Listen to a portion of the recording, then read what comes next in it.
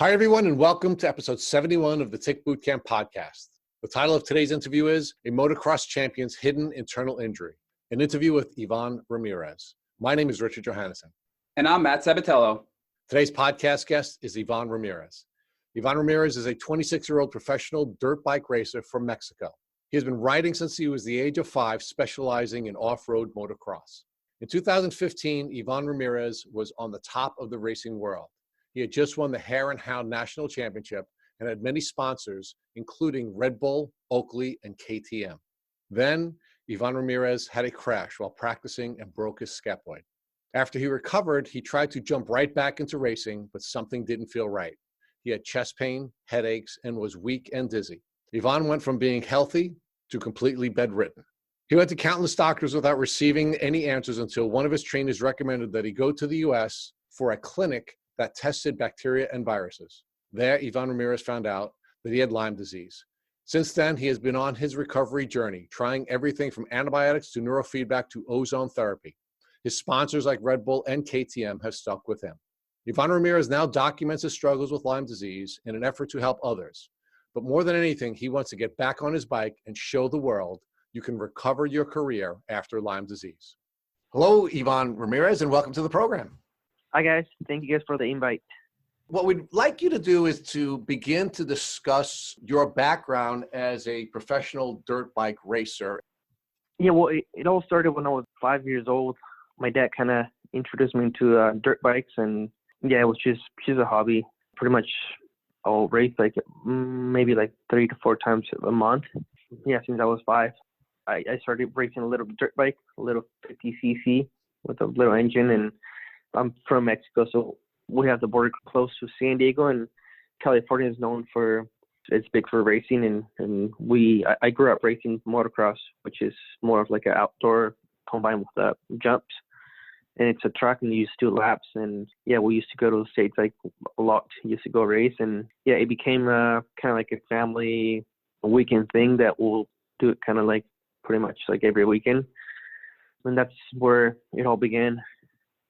So how did this childhood hobby that you and your dad were participating in together develop into something that became a career path for you? It all started just as a hobby. We just got really into it, and we started getting a little bit more serious when I was older. Like I remember when I was in high school, I would go to high school and then get out from school and just go straight and ride my dirt bike all day, every day. That was my passion. Once I won the championship in Mexico, then they hooked me up with a bike in the States, and I was just doing kind of just by my own. KTM really saw me, and KTM is the brand of the bike, the dirt bike. It's Austrian brand. Yeah, I joined their team for the satellite team, and then I got a contract there, and then started doing good, and then I was racing Baja, and yeah, that's how pretty much it all started.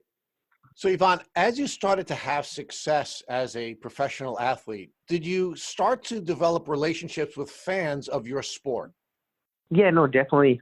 There's lots of fans in Mexico and worldwide. We get to do an event every year. It's a different part in the world, but like one year we'll be in Italy, and the next year we'll be in Slovakia, and it just goes on to a different country each year. It's called ISDE. It's a 6-day event. It's an enduro event, and it's really cool. You see a lot of fans and different people that they have the same passion and the same desire for dirt bikes. Can you share with us what it was like to go from being a guy from a small community in Mexico to now being someone who's getting international attention? As far as the fans, they really push you, and you want to make them proud and give back to the sport, especially the little kids. That's something that will really make me happy and put me a smile. You've seen a little 5 years old kid dressed up with the dirt bike gear, and you're like, oh damn, that was me back then. And they have the same dreams, and they have that, you can tell in their face, they have the same passion. They love dirt bikes. Can you share with us what it was like to be at the peak of your career? You've now won championships, you have sponsors like Red Bull, you have fans, you're really at the peak of your career. Can you tell us what it was like to be at the very peak? I wasn't any different than any other human. I believe anybody can accomplish like whatever they want in their life. And it's all about just putting the work and again having that passion and that desire and setting goals. I feel really, really strong and like really, really healthy. And like, I'll do races from 34 hours and get done and be like nothing. I didn't even realize how strong it was and how healthy until like I got sick. Health is it's everything. So, Ivan, what was the last race that you had won? What was the final championship you had won prior to beginning to show the symptoms of your tick disease? My last championship was 2015. I won the National Herd and Hound. Then in 2016, I broke my wrist, and I was actually able to put a lot of miles on the road bike and at the gym and put a lot of hours, and that's when I was like in my best shape.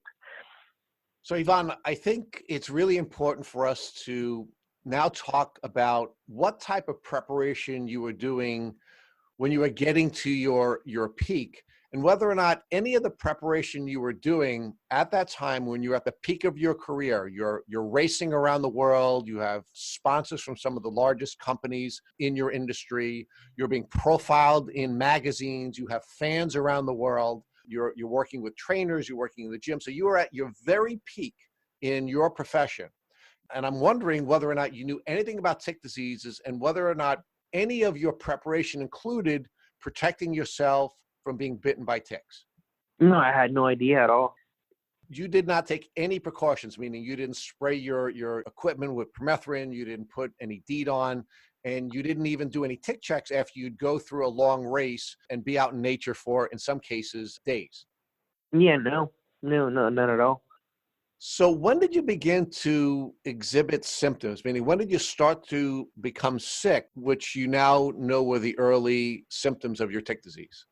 It really hit me hard. Like it was something that I didn't feel like it was progressing. It's just like out of nowhere. But it was like November 2016. That's when I actually went over to Europe. I did the rally in Morocco, which was 5 days. And I remember on day 3, I started experiencing some like dizziness and like really fatigue and weak. And I'm just like, oh, well. And like I was like, oh, maybe I'm just getting sick or I'm getting overtrained in Morocco and pushing myself too much. And yeah, I didn't pay attention to it much. And I just kind of pushed myself and finished the event. And then I got really sick there. Like I got really cold. Yeah, I flew back to the States and I had my last national that following weekend, which it was maybe like 3 days after I got back. Yeah, and I started the race and I remember I was leading, doing fine. And then maybe after like 40 minutes, I started getting weak and some palpitations here and there. And yeah, and I was just like, oh, maybe I'm just overtrained because I had a full month of training and racing like nonstop, like daily. Yeah, after that, then 2 or 3 days after, like I started experiencing a lot of really strange symptoms, and I'm just like, oh, like there's something that's not right for sure. Like I know my body. Like I actually ended up in the ER like a couple of times, and they checked me, and you have nothing, you're fine, and that's when my journey started. I started experiencing, I got more like on the neurological side, and like fatigue and weakness, but it was more like just my brain was really strange, and like I would get really lightheaded and really dizzy. Like my vision, I would get like double vision. Like I couldn't even walk much, and I started getting a lot of anxiety. And just like I've never been a guy like, even when I was at the events, like I've always like really calm and just pretty mellow and chill, and just go with the flow. And then I started experiencing some panic attacks, and like I've never had a panic attack in my whole life. And then lots of air hunger. Like I'll kind of feel like if I was cycling, my heart rate will be like 150, 160. You're like, you just kind of like, you feel like you're breathing, it's getting heavier, but you're not getting there. It's kind of the same symptom, but I was laying down or I was sitting down doing nothing, like vertigo. I was really pale, actually, like really, really pale. I've lost like 15 pounds, I think. And I had diarrhea for a long month. Just my stool was really loose. And I mean, I went from so many doctors, like I can't even remember how many, but a lot of doctors in the States and Mexico. And like some of them will say like, you have typhoid fever, Some of them like it's your hormones. Other ones like your adrenals are shot. Other ones like you get to go to psychiatrists and you have depression and lots of different things that they were saying. And yeah, same with cardiologists. And it was just kind of just guessing. But we weren't getting to the root cause. I was kind of training and just pushing myself and, just that mental state and just like not trying to pay attention to it. But I would ride for 15, 20 minutes and I'll be like done. Like I have to go and lay down. And that's when I was like, okay, there's something wrong. You continued to ride in races even though you were starting to get sick. So how was the developing symptoms impacting the successes or lack of success that you were having in your races? November was my last event, actually. That's pretty much when our off season starts. But in December 31st, I was supposed to fly to Europe and do the car event. Yeah, and I told my manager like, hey, like there's something not right. Like, I feel sick. And then I remember he took me to the doctor and we couldn't figure it out. But yeah, actually I had to cancel that event in January, and I was really bummed out about that one. And that was something that it was on my list, and it's my dream to race the car. And Ivan, how did people begin to treat you differently after you stopped riding? How did your family treat you? How did your fans treat you? How did your manager treat you and your sponsors? How did things change once you began to drop out of events? I mean, people were worried, and I still get a lot of people asking like, hey, what's going on with you? When are you getting back to racing? Are you back on the bike? Like in the beginning, I was just like I was just doing antibiotics and get back to it in 2-3 months or whatever, I mean, my family has been behind me and, and friends and, people that have been really close to me. And, I got to the point where I couldn't even get up from bed, and they'll bring me. Sometimes they'll feed me because I couldn't even move my arms. Like I was that bad. And that's when I was just like, oh, damn, like you gotta really focus on your health and, races and dirt bikes and, all the fun stuff, and it's always going to be there, but health, it's first. And really scared me, actually, like being really organized and really methodic, like with everything on my racing career. It actually really helped me, just like with all the pills and what I need to do, what days I'll do what, and just planning ahead. And that's when, the like real healing journey started, actually. So, Ivan, in total, about how many doctors would you say you saw from the time you first got sick until you got diagnosed? More than 15 doctors. And you not only went to doctors in Mexico, but you came to the States as well to see some specialists in the States, correct? Yeah, no, for sure. Yeah, so from neurologist to cardiologist to everything you could imagine, actually. My manager actually like told me like, hey, go over to East Coast and go train with your trainer over there and see where you're at. And like we gotta make a plan for the season and see what we're gonna do. So I ended up going to Florida and North Carolina for almost like a month, I think, like 3 weeks. You were still training and trying to figure out what was wrong with you. So your symptoms were progressing. You were seeing all these specialists, had no real diagnosis, but were continuing to train for your profession. Correct. And when you went to go see all these specialists throughout the United States and throughout Mexico, did any of them give you a misdiagnosis? Yeah. I mean, from it's on your head to having stress, type of fever, your hormones, your adrenals, just different diagnoses. Ivan, how did it feel to have people doubting you and essentially saying that you were mentally ill rather than physically sick? It was a challenge for sure. There was times that I would say, well, maybe they're right. I'm crazy. And I was just like, just keep looking. Just studies after studies. And I remember like that would give me like a lot of anxiety, but I was just, I had my mission that I needed to figure out what was going on. And yeah, so that's when like things turn around, actually. Did you ever see a naturopathic doctor or an integrative doctor or a functional doctor? All that. Yeah. All of them. Did any of those doctors that took a holistic body approach ever think or suggest Lyme or another tick-related disease? Once I went over to East Coast and I was training, actually, like my numbers, like my heart rate will be really high. Sometimes my blood pressure will be high or low. Like my blood sugar will be pretty much all the time like low, like no matter what, if I eat or if I eat or not. And that's when my trainer said like, hey, like there's a little clinic over here, like close, maybe it's like an hour from the house. Like you can take the truck and go over there and get checked out. And they see like bacteria and viruses and things like that. It's more for going that route. And you're coming from Morocco and in Europe, and there's different bugs and different viruses over there, and go get checked out and see. So I did that, and yeah, like a month after that, once I got back to Mexico, and I was just chilling. I was just laying on the couch, and I got an email, and they called me and like, hey, we got your results back, and you're positive for like blah blah blah, like Lyme, babesia partner, and I was just like, damn, like what is that? And I'm just like, okay, I can fight now. Like I know what's going on, and yeah, I started getting just a little more serious and reading like a bunch of different books, and yeah, so that's when I found out. Ivan, what tests did these doctors perform? Were they local tests in the States, or were they sent out to labs? I've done like 3 different ones actually, and they all came positive, like IGenics, DNA connections. Luckily, they all came positive. You didn't really know much about Lyme or ticks. How did you feel? Did you think that you were finally going to get over this and it was going to be a quick recovery?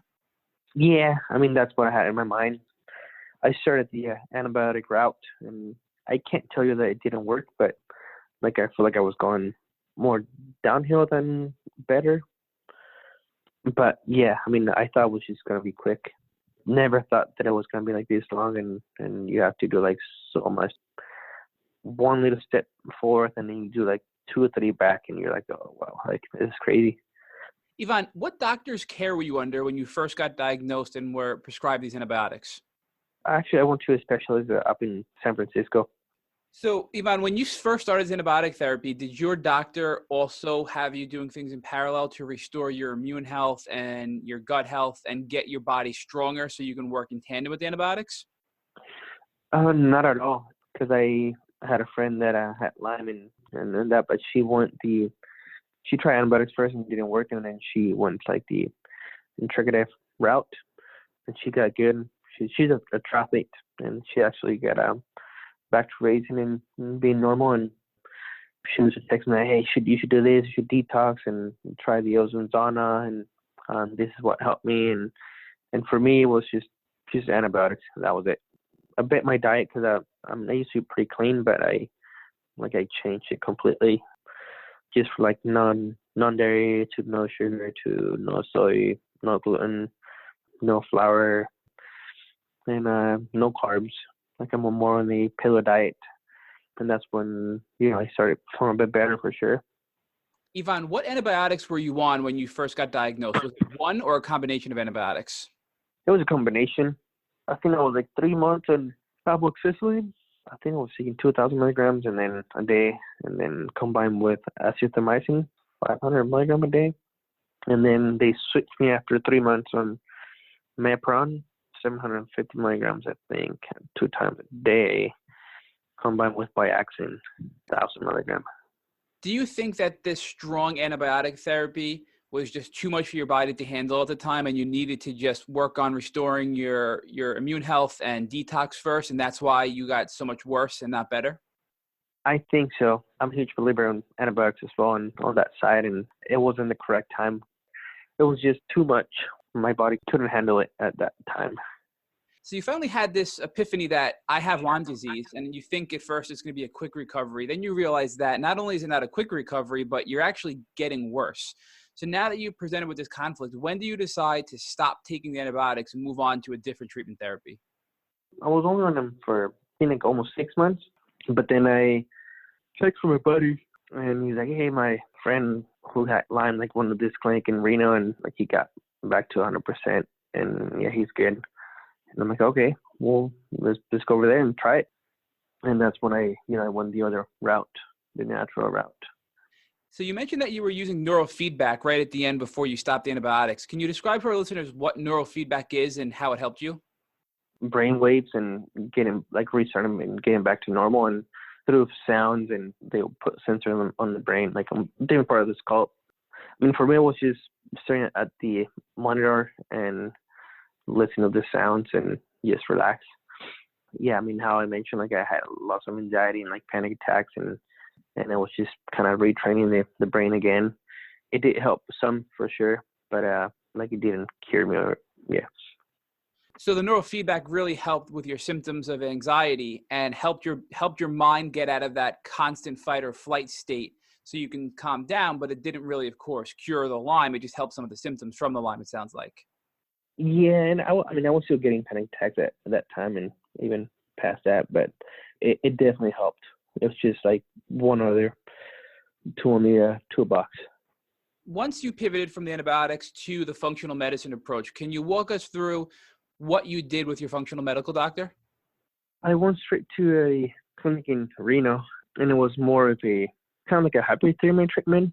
They will, I mean, first like they'll detox the body and clean it and do a lot of like liver detox and ozone therapy, different IVs for nourishing the body, and they'll do their main treatment was inject you with homeopathics, and you know that your body will shiver a lot, like shake a lot, and then they will produce you a high fever, and then you be on fevers for hours.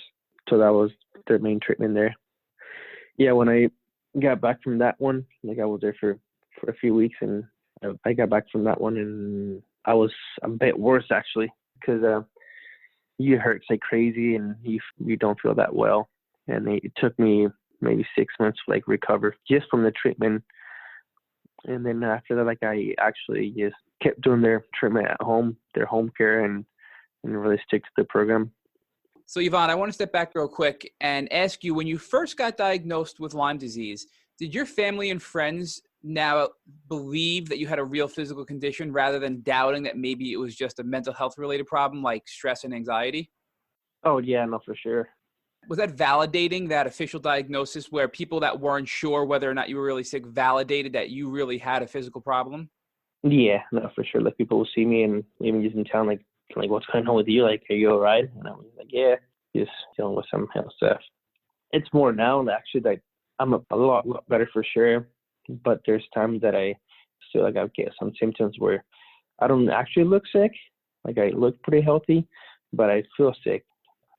When you went from what the Western world would consider the regular therapy for Lyme disease, which was the antibiotics, and you went more for the Eastern therapy with the holistic approach, did anybody in your life question you and say, maybe you shouldn't be doing that and you should continue on with antibiotics? Lots of people, yeah. I mean, not my family, but it's just friends and people that I know, like that you kind of second guess it, you know? So despite all those doubters that questioned your decisions for your treatment, you did what you felt was right. It may have had a little bit of an impact, but you still pushed forward to do what you thought was right, regardless of the influence of people in your social circle. Yeah. Ivan, at one point you tried the Rife machine. Can you talk to our listeners about how that worked for you and if you felt it was a worthwhile treatment method? Yeah, I'm still using it actually. I haven't been using it much for killing, but yeah, I was pretty consistent with it for months. It'll make me hurt like crazy, but I did feel like the neurological side, like it improved for sure. It's powerful for sure. So for you, you feel that the Rife machine was effective and helped kill some of the bacteria and even cause some herxing for you. Yeah, and then the cool thing with that one, like you can actually use like different frequencies for different things. Did you try anything else to detox, like potentially glutathione? I mean, I do quite a bit of foot detox, like once or twice a week, or sometimes even more if I'm doing more killing. Ozone sauna, Epsom salt bath, lots of binders, like chlorella, zeobind, Carco, and all those. Have you ever tried CBD oil to help alleviate some of your symptoms? Yes, yeah, it's one thing that like I can tell, like it brings my brain inflammation down and some anxiety. Ivan, you did herbs as well to treat the Lyme, correct? Yeah, I'm still doing herbs, and yeah. Was it a specific protocol that you followed, like the Buhner protocol or Dr. Rose's herbal protocol? Yeah, it's a little bit like a combination of like the Buhner protocol and Clean Heart. I'm actually doing like more of a Clean Heart treatment. Do you feel that the herbs have been a big part of your healing journey? Yeah, for sure. That's been like my main treatment. Since the time you got diagnosed up until today, you've made some major progress. From what we see, you've recovered about 60% and you're continuing to improve, but it's a slow and steady journey with some ups and downs, of course. But overall, can you give us an idea of how you're doing today? Yeah, I mean, it's been rough for sure.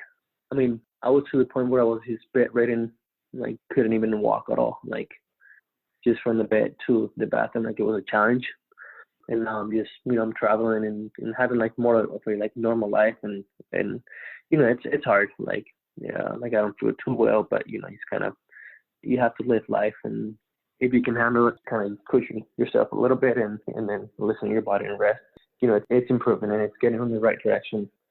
So Yvonne, can you share with our listeners how this Lyme disease journey has changed you for the better? Meaning, how are you a better person and how is your life richer as a consequence of you going through this journey?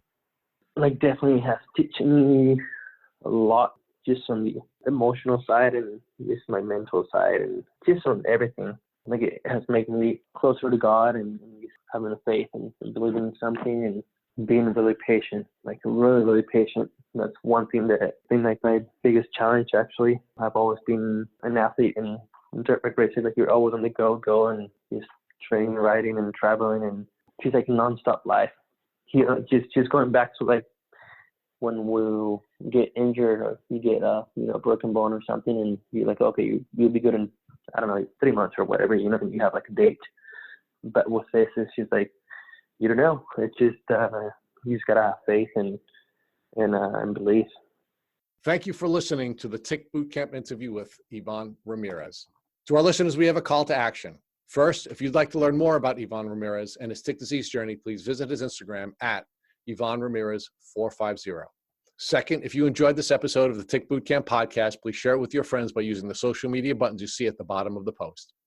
Third, we here at Tick Bootcamp have created a Tick Bite Blueprint that has been inspired by the information that has been shared with us by our past podcast guests. We urge you to visit our website at www.tickbootcamp.com to view the blueprint. We would appreciate it if you would contact us with any suggestions you have for improvements. Fourth, don't forget to subscribe to this podcast on iTunes, Google Play Music, or Spotify to get the automatic episode updates of our Tick Bootcamp podcast. And finally, we thank you, our listeners, for your comments on our past podcast episodes. Please take a minute to leave us an honest review on iTunes, on Instagram, or on our website. We make it a point to read every single one of the reviews we get. Thank you for listening.